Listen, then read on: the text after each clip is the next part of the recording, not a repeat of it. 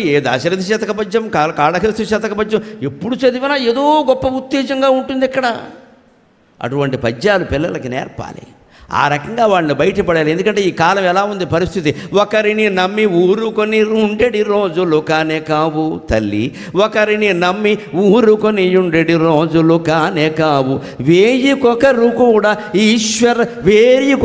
కూడా నమ్మదగు ఈశ్వర బుద్ధులు లేనేలేరు. వేయికొకరు కూడా నమ్మదగు ఈశ్వర బుద్ధులు లేనేలేరు. తల్లి కలియుగమ్మునందు విపరీతపు బుద్ధుల తల్లి బిడ్డకే నికరముగాదు ఎట్లు మరణించడిదాకా దినాలు లాగుటల్. ఇది ఇవాళ చాలామంది ఎదుర్కొంటున్న పరిస్థితి, అనుమానం ఏం లేదు. మనం పైకి చెప్పుకుందుకు సిగ్గుపడుతున్నాం, కానీ ఇంకా ఎంతకాలం బతకాలరా సంత ఈ సమస్యల్లో, ఈ వలయాల్లో, ఈ కష్టాలు. ఎవ్వడు మాట వినడు. ఈ కుటుంబానికి మనం బాధ్యత వహించాలి. ఏమన్నా అంటే మన అంటారు అందరూ. లోకం తీరది. భర్త తప్పు చేస్తే భర్తనంటారు. చిత్రం ఏమిటంటే భార్య తప్పు చేస్తే కూడా భర్తనంటారు. ఏమంటారో తెలుసా, రౌతును బట్టి గుర్రం. విచిత్రమైన సామెత అండి. అలాగని ఈ భర్త గారు నిజంగా రౌతులా ప్రవర్తించి ఆవిడ అదుపులో పెట్టేస్తే వెంటనే మహిళా సంఘాల వాళ్ళు వచ్చేస్తారు, వీడి మీద కేసెట్టేయండి. ఆవిడ తప్పు చూడరు అక్కడ, ఆవిడ తప్పు చూడరు. స్త్రీలైతే తప్పు చేయకూడదని ఏమైనా ఉంది? శూర్పణఖలు మందరిలో రామాయణ కాలం నుంచి ఉన్నారు. ఇక్కడ ఎవరికి మినహాయింపులు ఉండవండి. తప్పు ఒప్పు చూడాలి, కానీ స్త్రీ పురుషుల భేదం ఏంటండి? అక్కడ భేదం పనికిరాదు. గయ్యాళైన మనుషులు చాలామంది ఉన్నారు. మా సాత్వికులైన వాళ్ళు చచ్చిపోతున్నారు పడలేక. తప్పనిసరి కాపురాలు చేస్తున్నారు ఇక్కడ. వేరే అలవాట్లును తప్పులు అక్కర్లేదు, గయ్యాడితనం చాలండి సంసారం నాశనం కావడానికి. ఏదన్నా గొడవే. మరి ఆ మొగుడు ఏం చేస్తున్నాడు ఇక్కడ? చచ్చినట్టు పడున్నాడు గౌతమ బుద్ధుడిలా మాట్లాడుకున్నాను. వాడికి ఇవ్వాలి నోబెల్ శాంతి బహుమతి. ఉన్నాయి సంసారాలు అలాంటివి ఉన్నాయి ఇక్కడ. దుఃఖానికి సుఖానికి బాధలకి ఒక జెండర్ ఉండదండి ఇక్కడ. No gender. అది మనిషి ప్రవృత్తి. అది ఏ ప్రవృత్తి అలాగైనా ఉంటుంది ఇక్కడ. ఒకరిని నమ్మి ఊరుకొని ఉండేడు రోజులు కానే కావు. ఇదివరకు అయితే కొడుకు పెద్దవాడైతే వాడికి 20 ఏళ్ళు వస్తే బాధ్యతలు అప్పగించేసేవారండి తల్లిదండ్రులు. హాయిగా మా వాడు చూసుకుంటున్నాడండి అని ఈ వేద పండితులు ఆ జమీందారు ఎవరి దగ్గరికి వెళ్ళి, ఏమండి నా తర్వాత మా వాడికి ఇవ్వండి ఉద్యోగం అని ఇచ్చేవారు. అప్పుడు ఉద్యోగాలు అలాగే ఉండేవి. స్కూల్లో ఉపాధ్యాయుడు ఉద్యోగం కూడా అంతే. ఆ అబ్బాయికి ఇచ్చేయండి. ఆ అబ్బాయికి పెళ్లి చేసేవారు. ఆ ఉద్యోగం ఆయన చేసుకునేవాడు. ఈయన ఇంట్లో ఉండి హాయిగా జంజాలు ఓడుకుంటూ ఉండేవాడు సుఖంగా. ఏమి ఇబ్బందులు, ఆ వచ్చిన వేద మీద చదువుకునేవాడు, గడిచిపోయేది. ఇవాళ అలా అబ్బాయికి పెత్తనం అప్పగించి ఊరుకునే పరిస్థితి కాదండి. వాడు ముంచేస్తాడు సంసారాన్ని తెలివితేటలు లేకపోతే, వ్యసనాల పాలైతే. పిల్లలకి ఎలాగో ఆస్తి రేపైనా ఇవ్వాలి కదా అని ముందే పెట్టామనుకోండి, అంతే వృద్ధాశ్రమ జనమహ అయిపోయింది. ఇంకా మొత్తం సంతకం పెట్టించుకుని తోసేసేది. ముందు ఆస్తి ఇస్తే ప్రమాదం. వీళ్ళ పరిస్థితి అలాగే ఉంది. అందుకని పెద్దవాళ్ళు ఎప్పుడూ ఆస్తులు మీద ఆదాయాన్ని పిల్లలకి ఇవ్వాలి, కానీ ఆస్తులు వాళ్ళ పేర పెట్టకూడదండి. మొహమాటం లేకుండా చెబుతున్నా. మనిషి పోయిన తర్వాతే ఆస్తులు చెందాలంతే లెక్క. పోయిన తర్వాతే ఆస్తులు చెందాలి. ఎంత గొడవ పెట్టని ఇవ్వం, చంపేసుకో మంచిదే. కొడుకు చేతిలో పోవడం కంటే గొప్పతనం ఏముందమ్మా, చంపేసుకో. ఎంతమందిని చంపేస్తారండి? ఎన్నిసార్లు జరుగుతాయి? అలా భయపడిపోవాల్సిన పని ఏమిటి? ఎలాగైనా పోయేవాళ్ళమేనమ్మా. కాశీలో పోవడం ఎంతో, కొడుకు చేతుల్లో పోవడం అనగా ఈ రకంగా పోదాం. చేతుల్లో పోవడం అంటే అనేక అర్థాలు ఉన్నాయి. దానికి వేసేయమనండి, ఇవ్వకూడదు. ఎట్టి పరిస్థితుల్లో కొడుకు కోడలు ఎంత గొడవ చేసినా సరే స్థిరాస్తులు వాళ్ళ పేర పెట్టకూడదు. అవసరమైతే డబ్బులు ఇవ్వచ్చు, చరాస్తులు వేరే విషయం. ₹1,00,00,000 ఖరీదు చేసే స్థిరాస్తులు ఉంటాయి, పెట్టకూడదు. పెట్టాం, మా తర్వాత తీసుకోండి అంతే. లేదు జరిగింది అంటే ఈ వృద్ధుల పని అయిపోయినట్టే లెక్క. ఇవ్వకముందు ఒకలా ఉంటున్నారు, ఇచ్చాక ఒకలా ఉంటున్నారు. మొత్తం పైసామే పరమాత్మ, డబ్బుకు లోకం దాసోహం. ఇందులో ఎవరికి మినహాయింపు లేదు ఇక్కడ. శ్రీరామచంద్రుడు త్రేతాయుగంలో పుట్టాడు కాబట్టి మంచివాడుగా ఉండగలిగాడు. కలియుగంలో పుడితే ఆయన కూడా చెడిపోయేవాడు. దేవుళ్ళని సైతం చెడగొట్టేసే యుగం ఇది. మనుషులు ఎలా నమ్ముతామండి? ఒకరిని నమ్మి ఊరుకొని ఉండేడు రోజులు కానే కావు. 1000 కూడా నమ్మదగు ఈశ్వర బుద్ధులు లేరు. పోనీ బ్యాంకులో వేసుకుంటే ₹10 కూడా వడ్డీ లేదు కదా అని బంధువులకో మిత్రులకో ఎవరికో 4 లక్షలు అప్పిచ్చామనుకోండి. శ్రీమద్ రమారమణ గోవిందో హరి 4 నెలలు పట్టుకొచ్చి వడ్డీ ఇస్తాడు. వడ్డీ ప్రతి నెల ఇస్తున్నాడు. వడ్డీ ప్రతి నెల ఇస్తున్నాడంటే అర్థం అసలు ఎగ్గొడతాడని అర్థం. అక్కడ అంత ఖచ్చితంగా పట్టుకొచ్చి ఇచ్చేస్తున్నాడంటే అంతే అర్థం. 1000 మందిలో ఒక్కడు కూడా నమ్మదగిన భగవద్బుద్ధి కలిగిన వాడు, భక్తి కలిగిన వాడు, జ్ఞానం కలిగిన వాడు, వైరాగ్యం కలిగిన వాడు కనపడడం లేదే. ఎలా బతుకుతాం? పైగా దారుణం ఏమిటంటే పత్రికల్లో వస్తున్న వార్తలు ఈ మధ్యన పిల్లలు ఎదిగారని లేదు, చిన్నపిల్లలని లేదు, పెద్ద పిల్లలు లేదు, వీళ్ళు ఇష్టం అండి వేషాలు. ఇంకా వారి సంబంధాలు వారు చూసుకుంటారు, వీరి సంబంధాలు వీరు చూసుకుంటారు. ఇదివరకు అన్యోన్య సంబంధం అంటే అర్థం అన్యోన్య ప్రేమ, భార్యాభర్తలు అన్యోన్యం అంటే అర్థం ఏంటంటే వారి పట్ల వీరు, వీరి పట్ల వారు అంకిత భావంతో ఉండేవారని అర్థం. ఇప్పుడు అన్యోన్యం అంటే అర్థం ఏంటంటే వారికి అన్య సంబంధాలు ఉంటాయి, వీరికి అన్య సంబంధాలు ఉంటాయి. పిల్లలు చచ్చిపోతున్నారు ఇంట్లో. ఇక్కడ ఎవరిని ఎవడో ఆపేందుకు లేదు. ఇక్కడ ఆ ఫోన్లో ఏముందో తెలియదు, ఫేస్బుక్లో ఏం పెట్టారో తెలియదు, వాట్సాప్లో ఏం నడుస్తుందో తెలియదు. సంసారం బద్దలయ్యాకే బయటపడుతుంది మొత్తం. ఇక్కడ ఈలోపు ఏమన్నా అన్నాడా మొగాడు ఆడదాన్ని కానీ, ఆడది మొగాడిని కానీ ఏమన్నా అన్నారా అనుమానించావు, అదో గొడవ. మరి అనుమానించకపోతే విషయం ఎలా తెలుస్తుంది? మొత్తం జరుగుతున్న తల్లి బిడ్డకే నికరము కాదు, వాళ్ళ పిల్లలకి తల్లి దక్కుతుందని, తండ్రి దక్కుతాడని నమ్మకం లేదమ్మా. ఎప్పుడు ఏమైపోతారో, ఎన్ని పెళ్ళిళ్ళు చేసుకుంటారో తెలియదు. ఇటువంటి చోట మరణించడి దాకా దినాలు లాగుట్టాలి. ఎలా లాగాలి తల్లి అని అమ్మవారిని అడగకపోతే ఎవరిని అడుగుతామండి? ఈ సృష్టి అంతా ఆవిడదే కదా. ఆ బ్రహ్మకీట జనని వర్ణాశ్రమ విధాయిని. బ్రహ్మదేవుడు మొదలు కీటకం వరకు ఆవిడే తల్లి అయినప్పుడు, అమ్మా నీ ఆట కోసం మీ ఆయన నువ్వు ఆడుకోవడం కోసం ఇది సృష్టించావు తల్లి అని చెప్పి నిన్ను అడగకపోతే ఎవరిని అడుగుతాం అని బాధ కలిగినప్పుడల్లా మన తప్పు లేకుండా చూసుకోవాలండి. ఒక్కటే మాట, మన తప్పు ఉండకూడదు. మన తప్పు ఉంటే ఒప్పుకోవాలి పని. నిజమే, చాపల్యానికి లోనయ్యాం, వ్యామోహానికి లోనయ్యాం, భార్యనో భర్తనో పిల్లలనో మోసం చేశాం. అమ్మవారి కాళ్ళ మీద పడి ఏడవాలి, చచ్చానమ్మా, పొరపాటైంది, తప్పైంది తల్లి, బయట పడకుండా చూడు, నేను ఇలా ఉంటాను, ఇక్కడి నుంచి బుద్ధిగా ఉంటా అని చెంపలు వేసుకుని అమ్మవారి పాదాలు కడిగి ఆ తీర్థాన్ని కాస్త నోట్లో పోసుకుని ఇక నుంచి అది నేను ప్రతిజ్ఞ చేస్తున్నా, ఇది గంగా జలమని ఉంటే అక్కడి నుంచైనా జీవితం బాగుంటుంది. అమ్మవారు క్షమిస్తుంది. భగవంతుడు అంటేనే క్షమ. దయచేసి అమ్మవారికి భయపడద్దు. చాలామందిలో వ్యాపించిన పిచ్చి నమ్మకాలు ఏమిటంటే అది ఎలా చదవచ్చా, ఇది ఎలా చదవచ్చా, ఇది కుడివే పెట్టచ్చా, ఎడంవే పడి ఎప్పుడు అప్పుడు ముందు పెట్టమ్మా, అక్కడ భయపడి చచ్చిపోతున్నాం అన్యాయంగా. అమ్మవారంటే దయామయ్యి తల్లి శిక్షిస్తుందండి పిల్లల్ని. ఏ దేవుడికైనా భయపడినా పర్వాలేదు, అమ్మవారికి భయపడటం ఏమిటమ్మా? ఆవిడ తల్లి. కామాక్షిదేవి, విశాలాక్షిదేవి, మధుర మీనాక్షి, ఎవరైనా తల్లి అమ్మ ఆవిడ. అసలు మన అమ్మవారి చిత్రాలు మీరు చూడండి, గౌరీదేవి చిత్రం ఎప్పుడూ నవ్వుతూ ఉంటుందండి హాయిగా. ఎలా భయపడతారు చూసి. ఇక్కడ ఏమంటే మేము ఇది చదవచ్చా, మేము ఇలా ఇదేదో చేయొచ్చా, ఏమిటిది ఈ లెక్క? ఇన్ని భేదాలు, కుల భేదాలు, స్త్రీ పురుష భేదాలు ఎందుకండి? ఓ స్తోత్రము పారాయణ చేయడానికి స్త్రీలకి పురుషులకి తేడానా? స్త్రీలు ఏమైనా బహిష్కరింపబడ్డారా? నాకు అర్థం కాదు. ఇక్కడ ఎందుకు చదవకూడదు? ఎవరు చెబుతున్నారు ఈ విషయాన్ని? యథేవాం వాచం కళ్యాణి మావదాన్ జనేభ్య బ్రహ్మరాజన్యాభ్యాం శూద్రాయ చార్యాయ చ స్వాయ చారణాయ అని వేదం చెప్పింది స్పష్టంగా. ఈ వేదం ఎవరి కోసం అంటే సమస్త వర్ణాల వారి కోసం, స్త్రీ పురుష భేదం లేకుండా అందరి కోసం. యథేమాం వాచం కళ్యాణి మావదాని జనేభ్యక, జనులందరి కోసం. మళ్ళీ మాయలో పడతారు జనులంటే ఫలానా వాళ్ళని విపరీతార్థాలు లాగుతారు పండితులని. బ్రహ్మరాజన్యాభ్యాం క్షత్రియాభ్యాం బ్రహ్మరాజన్యాభ్యాం శూద్రాయ చార్యాయ జస్వాయ చారణాయ. బ్రాహ్మణుల కోసం, రాజన్య క్షత్రియుల కోసం, శూద్రాయ నాలుగో జాతిలో ఉండే సమస్త భేదాల వారందరూ చదవచ్చు. ఆ పైన ఆర్య వైశ్యులు కూడా, స్వాయచ అరణాయ వారి స్త్రీలు కూడా, ఇంట్లో ఉండేవారు కూడా. చదవగలిగిన వాళ్ళందరూ వేదం చదవండి, శాస్త్రం చదవండి, పురాణం చదవండి, లలితా సహస్రం చదవండి, విష్ణు సహస్రం చదవండి. ఏమైనా పాపం వస్తే నా పేరు చెప్పి ఇచ్చేయండి, నేను ధైర్యంగా తీసుకుంటాను. దాన్ని నేను ధైర్యంగా తీసుకుంటా, అన్ని పాపాలు భరిస్తా. నాకు అమ్మవారి మీద నమ్మకం ఉంది.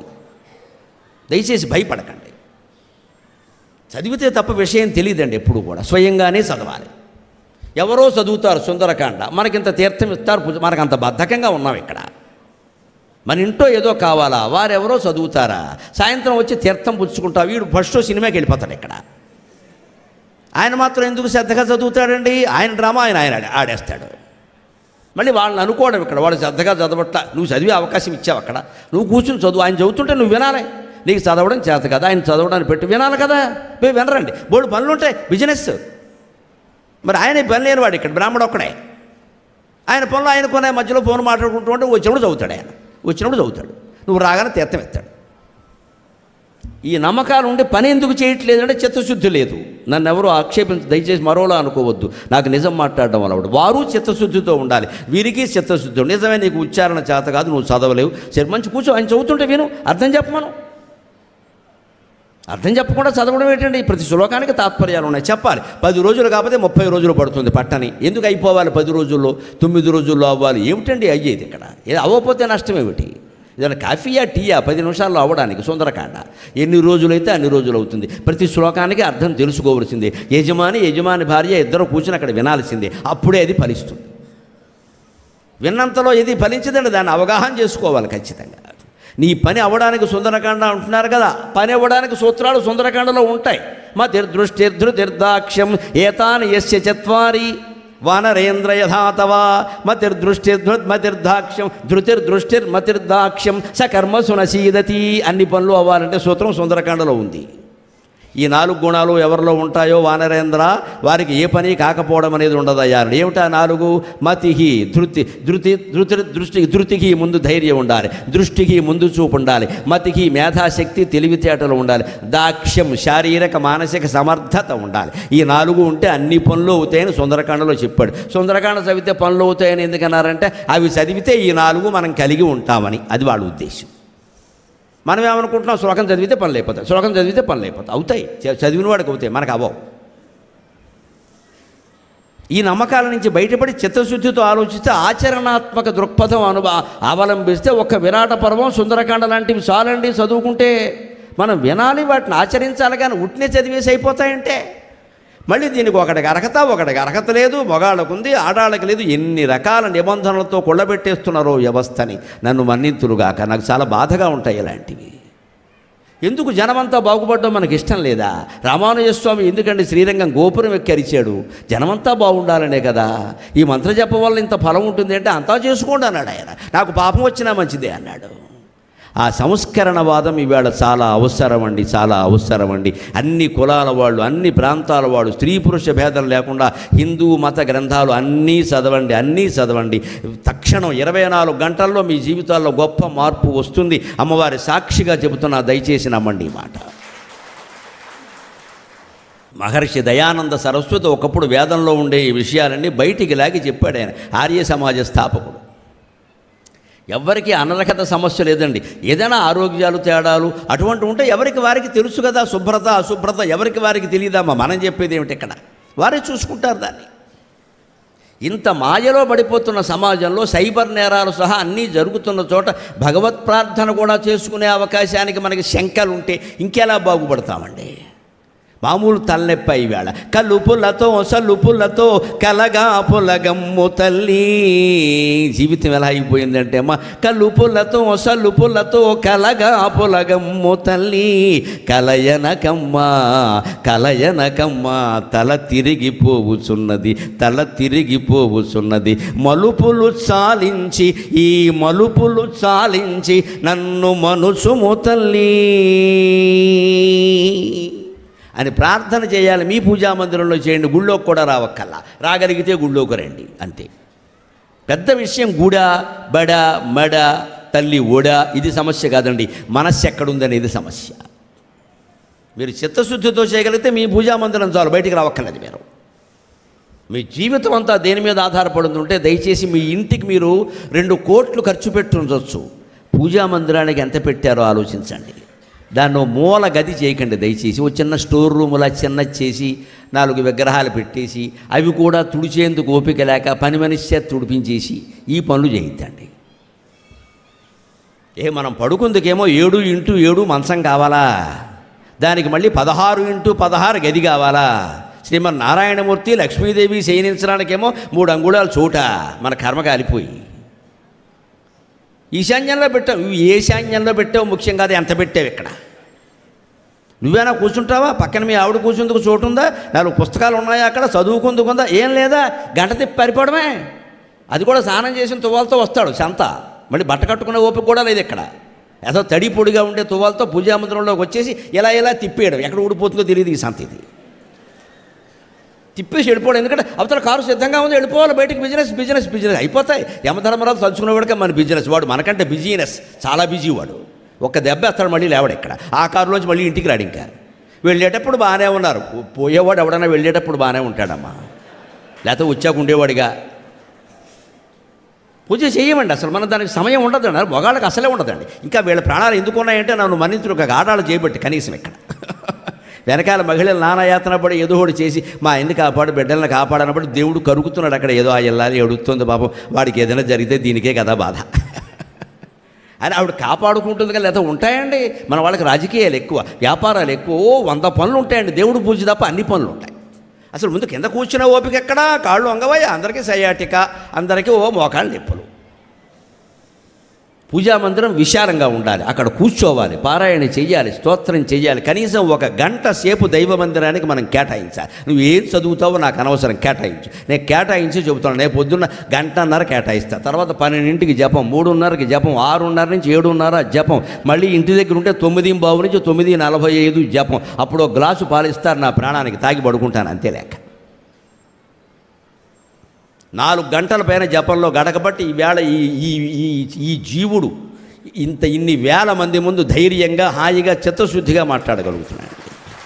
జపం లేకపోతే ఈ మాటలు రావండి, పుస్తకాలు చదివితే వచ్చే మాటలు కావండి.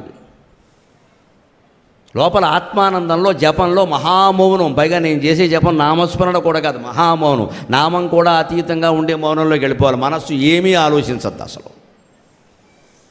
ఆ స్థితిలో ఉండి జపం చేస్తే తర్వాత నువ్వు ఏం మాట్లాడు అది పాశుపతాస్త్రం అయిపోతుంది, అక్కడ తేడా ఉండదు. ఇక ఆ మౌనం నేర్చుకోవాలి, అభ్యాసం చెయ్యాలి. దానికోసం పొద్దున్న గ్రంథాలు చదువుతాను. ఇందులో రహస్యం వెళ్ళదు. 6 నుంచి 8 వరకు నేను ఇంట్లో కూర్చుని సంధ్యావందనం చేస్తాం, బ్రాహ్మణులం కాబట్టి సాయంత్రము సంధ్యావందనం చేస్తాం. పారాయణ కోసం 6 పుస్తకాలు పెట్టుకుంటాను. ఏ పుస్తకం 10 నిమిషాలు మించి చదవను నేను. 10 నిమిషాల్లో ఎంత అయితే అంత. అందులోనే యోగ వాసిష్టం ఉంటుంది. ఇప్పుడు ప్రస్తుతం అయితే వరాహ పురాణం నడుస్తోంది, బేతవోలు రామబ్రహ్మం గారి వ్యాఖ్యానంతో వరాహ పురాణం నడుస్తుంది. వ్యాస మహాభారతం నడుస్తోంది, ఆది పర్వం మొత్తం అయిపోయింది, సభాపర్వం నడుస్తుంది. ఎప్పటికైతే అప్పటికి అవుతుంది, ఎంత అయితే అంత. ఇక్కడికి వచ్చాం లేదు, మామూలుగా కూర్చుని ఇచ్చిన గదిలో కూర్చుని జపం చేసుకుంటాం. మళ్ళీ ఇంటికి వెడితే రేపు మళ్ళీ మామూలు రేపటి నుంచి మళ్ళీ మా ప్రణాళిక మాదే. ఆ జపం మీరందరూ పొద్దున్న అరగంట, సాయంత్రం అరగంట చేయండి. మీ వ్యాపారాలు, మీ వ్యవసాయాలు, మీ ఉద్యోగాలు, సంసారాలు అన్నీ బాగుండడానికి నేను గ్యారంటీ ఇస్తాను. నమ్మండి దయచేసి. అందరూ చేయండి, స్వయంగా చేయండి. డిప్యుటేషన్ కార్యక్రమాలు పనికిరావండి. ఇక్కడ దేవుడు భక్తి దగ్గర డిప్యుటేషన్ కార్యక్రమాలు పనికిరావు. వాడి చేతి చేయించా, విడి చేతి చేయించా, ఇన్ని గుళ్ళు కట్టించా, ఇంతమంది జపం చేసుకుందుకు పెద్ద హాలు కట్టించా, లేదు హాల్లో నువ్వు కూర్చున్నావా లేదా అది చెప్పు. నీ హాలు కట్టకపోయినా పర్వాలా. ఇంతమంది జపం చేసుకునే అవకాశం ఇస్తాడు, ఏం చేయడు. ఇక్కడ చెడిపోయిన దుర్వ్యసనాల పాలైన తండ్రి ఏమంటాడు, ఒరే నేను ఇలాగ తాగి నాశనం అయిపోయినరా, నువ్వేనా బాగుండరా. అప్పుడు వాడు కూడా ఏమంటాడు, నాన్నగారు నేను కూడా అలా అయిపోయి మా అబ్బాయికి చెప్తానంటాడు. నువ్వు చెప్పినప్పుడు నేను చెప్పనేటి, నన్ను కూడా అయిపోయినా ఉండి దయచేసి kindly allow me to take a chance. నేను కూడా శుభ్రంగా తాగేసి మా అబ్బాయికి చెప్తా, నువ్వు ఇలా పడకురా, మరి నువ్వు తాగేసి నాకు చెప్తావు ఇక్కడ నేను ఇలా అయిపోయానురా, నువ్వు అవ్వద్దని. అప్పుడు కొడుకు అంతే చేస్తాడు. ఇదెందుకు మానలేకపోతున్నాం ఇక్కడ? కనీసం ఒక ఆలోచన, 20 ఏళ్ళు తాగాం అని అయినా మానేయాలి కదా, సీనియారిటీ చాలు కదా, ఇంకెన్ని ఏళ్ళు తాగుతావు? ఇప్పుడు ఎలా మానుతాం కాదు, ఇప్పుడు ఎందుకు మానలేము? ఇంత తిన్నాం కదా, ఇన్నాళ్ళు తిన్నాం కదా, మానేయాలి కదా. అందుకే ఎంత అలవాటైన దాన్నైనా మానేయడం కోసమే మనకి కాశీ వెళ్ళినప్పుడు, గయి వెళ్ళినప్పుడు ఓ కాయ, ఓ పండు, ఓ పువ్వు వదిలేయమన్నారు. కాయ, పండు, పువ్వు వదలలేని వాడివి సంసారం ఎలా వదులుతావయ్యా ప్రాణం పోయేటప్పుడు? అందుకోసం పెట్టారు. అది హిందూ ఆచారం. హిందూ ఆచారం అంత గట్టిగా ఉంటుంది.